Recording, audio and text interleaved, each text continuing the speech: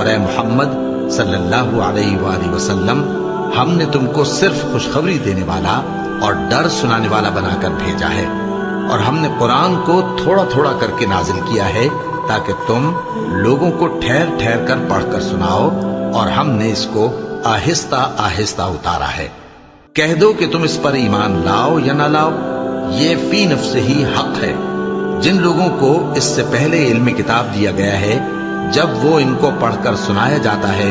تو وہ ٹھوڑیوں کے بل سجدے میں گر پڑتے ہیں اور کہتے ہیں کہ ہمارا پروردگار پاک ہے، بے شک ہمارے پروردگار کا وعدہ پورا ہو کر رہا، اور وہ ٹھوڑیوں کے بل گر پڑتے ہیں اور روتے جاتے ہیں، اور اس سے ان کو اور زیادہ عاجزی پیدا ہوتی ہے۔ کہہ دو کہ تم معبود برحق کو اللہ کے نام سے پکارو یا رحمان کے نام سے، جس نام سے پکارو اس کے سب نام اچھے